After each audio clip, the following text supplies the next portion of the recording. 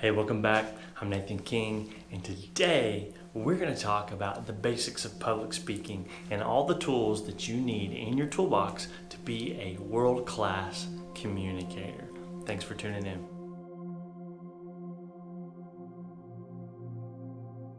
So the thing about public speaking and the basics of public speaking is just understanding and realizing that everybody starts somewhere. Everyone starts somewhere. Like, you have to start somewhere. Maybe you've been doing it for years. Maybe this is your first time to really dig into it. But everyone starts somewhere. So you just need to acknowledge right now, here and now, where is your starting point? Maybe you've done it a few times. Maybe you've done it almost none. Everybody starts somewhere. And that's okay. Public speaking is an acquired skill that improves with practice. In other words, the more you do it, the better you're going to get at it. So what you need to ask right now on the front end as you're digging into this new topic is, what is your end goal?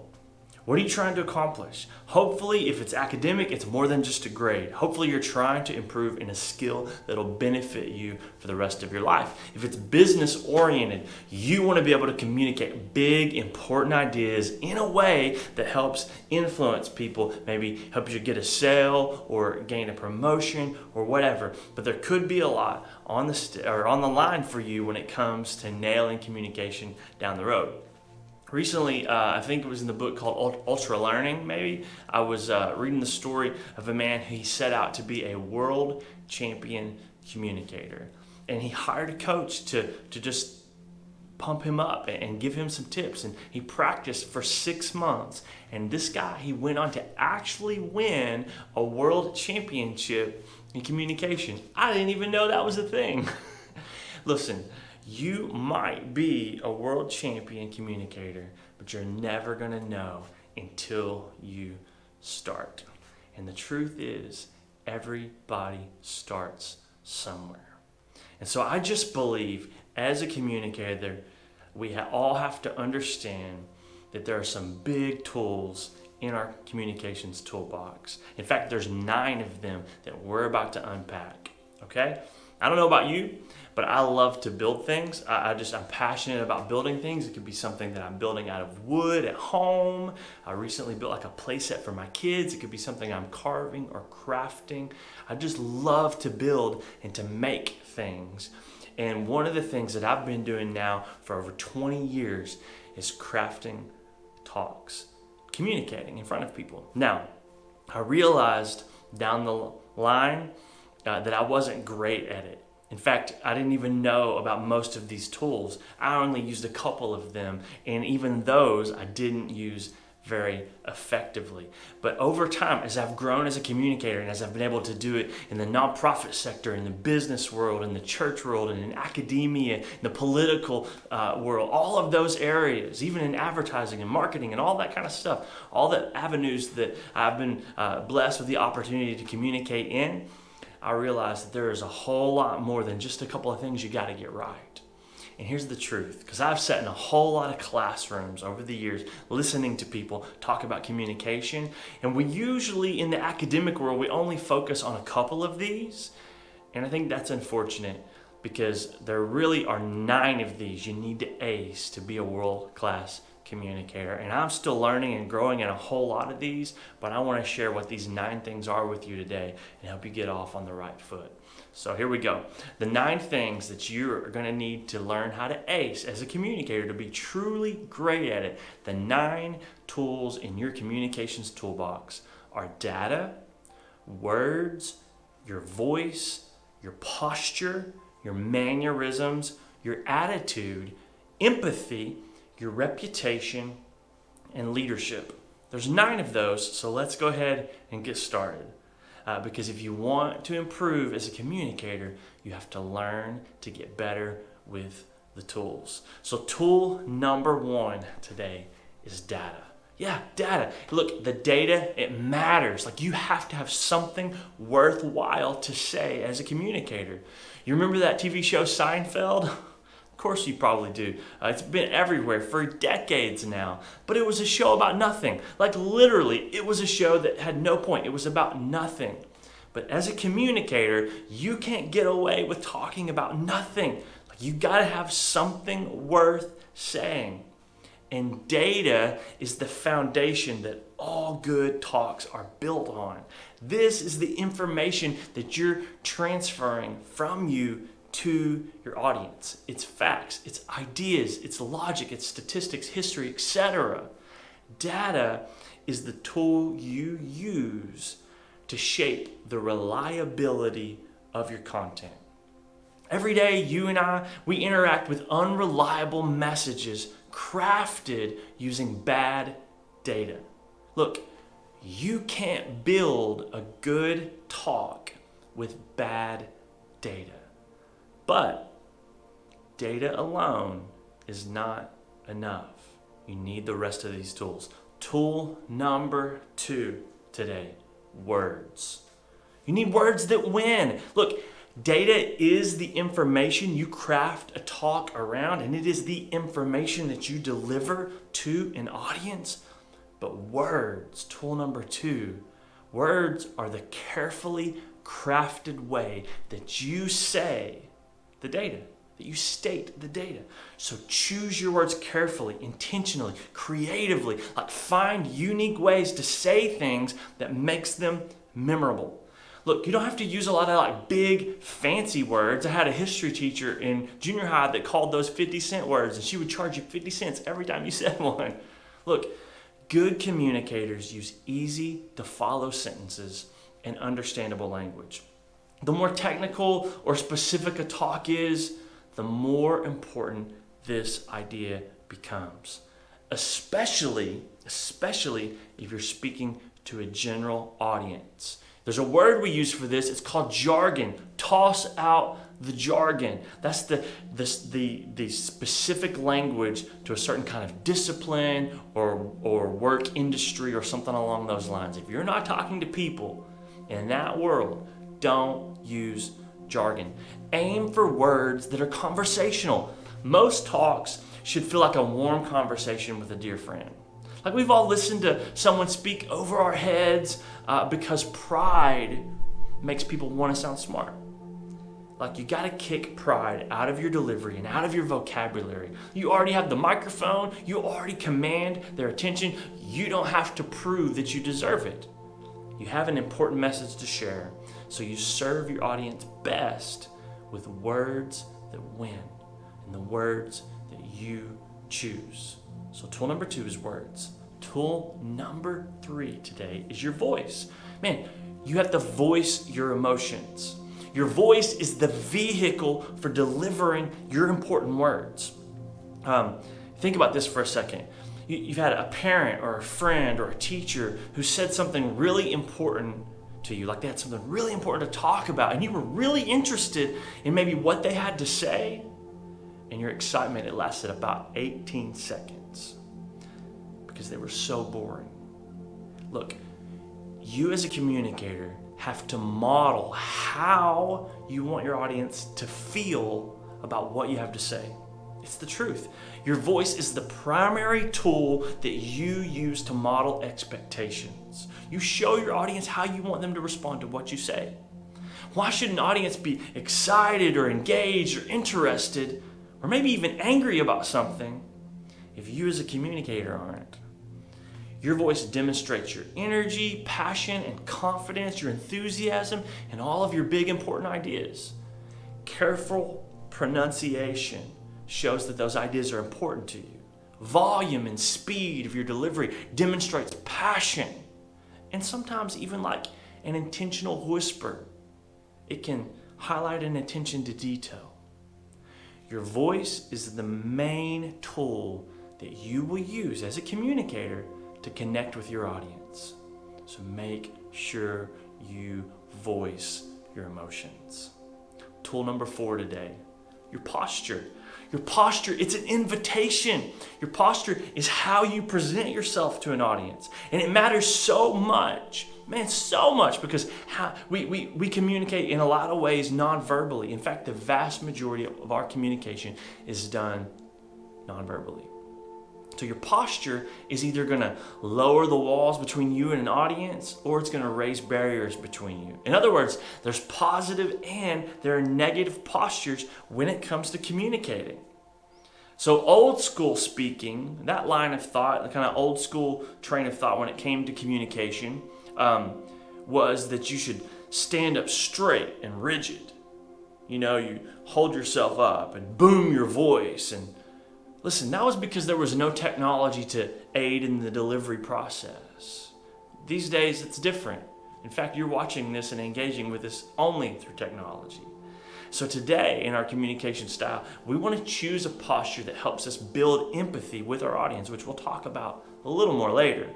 Like, not every talk can or should be delivered with a posture of authority. If I'm correcting one of my 4 kids, yeah, I'm going to use authority. But not every person needs to be communicated that way. And your posture will dictate how you are received. So try it with me. Hey, like right now, I want you to try something, okay? Look, if you put your shoulders back and you get upright, you can seem like you're looming over an audience. You can come across as arrogant and authoritative and assuming. Can't you? But if your shoulders are down a little bit, if you lean forward, man, that's inviting and it's welcoming, it's friendly, it's conversational. It's like when you are having lunch with that buddy and you lean across the table because you're interested in what they have to say, or you lean forward because you really don't want them to miss a point. Your posture is so important. Another part of this would be like, crossing your arms. When you cross your arms, you're building a subconscious wall between you and your audience. But when you open your arms out wide, man, it communicates invitation. Listen, as a communicator, this tool number 4, this posture, it is your invitation to invite your audience into what you have to say. So get it right. Tool number 5, your mannerisms. Mannerisms, man, that's just talking with your hands. You've already noticed I talk with my hands a lot. I love to talk with my hands. And why your mannerisms matter is because you speak with more than your voice and more than your posture and more than the words that you say. Your gestures are the punctuation on the things that you have to say. In fact, it's like the exclamation point that you can't really say out loud, but you can do it with your hands.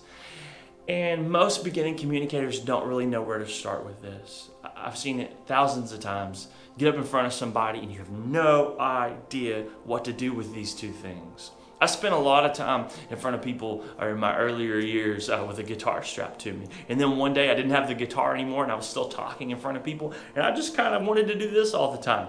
And it was weird. I didn't know what to do with my hands. We've all seen that movie, right? Will Ferrell's like, what do I do with my hands? Well, what do you do with your hands? Act natural.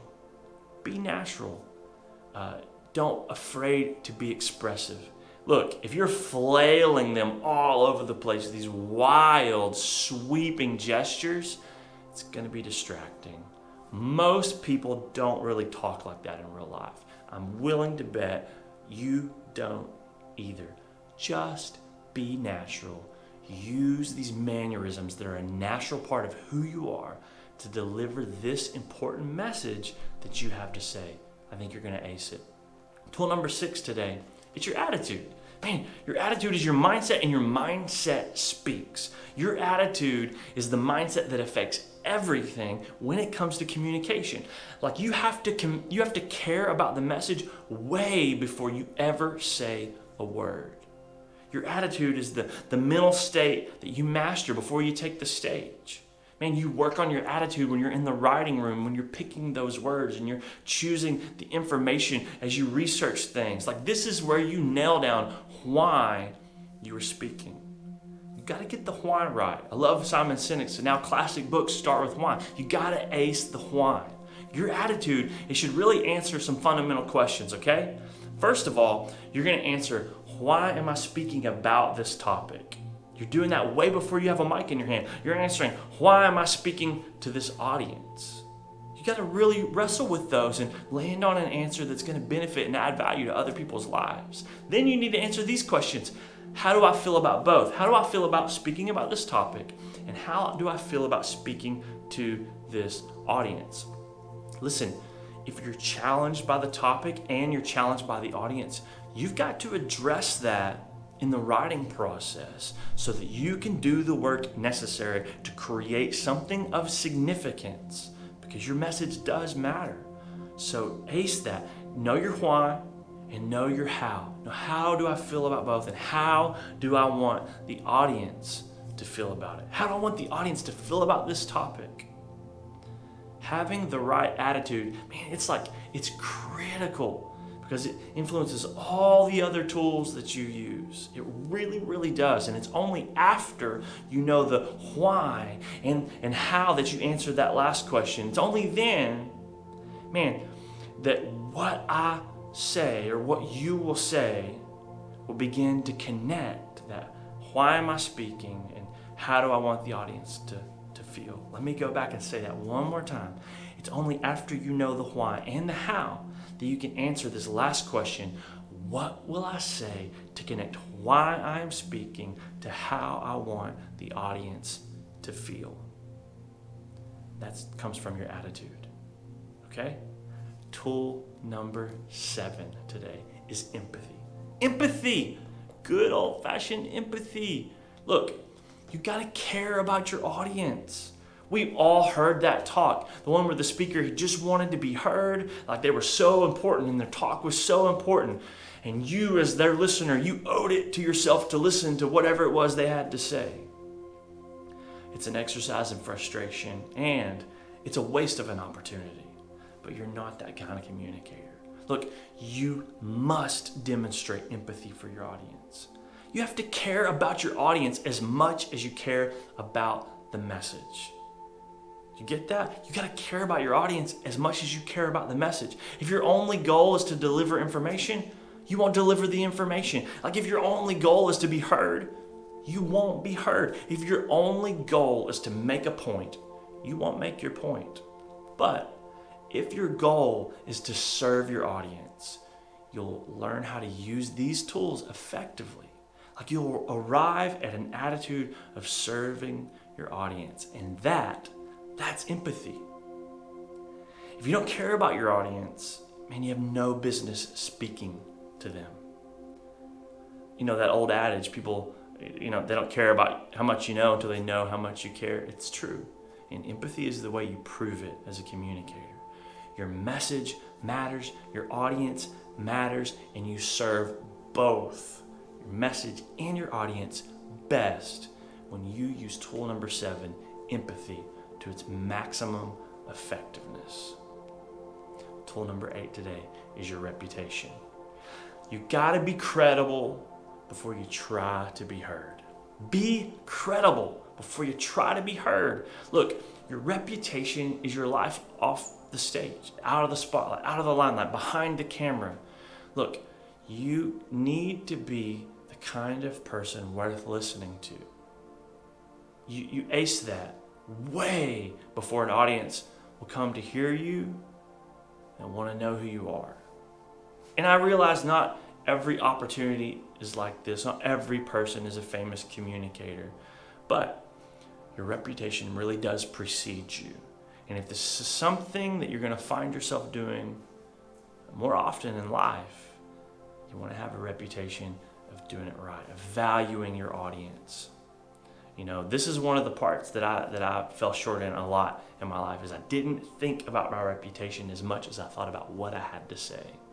But I'm telling you, it's one of the best tools in your toolbox. In fact, it'll help you with things like building empathy and delivering a valuable message and all of that kind of stuff if you ace your reputation.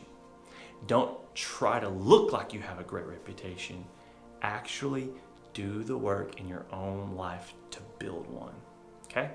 And tool number 9, the last one today, is leadership. Leadership. What? Why are we talking about leadership in a communication lecture?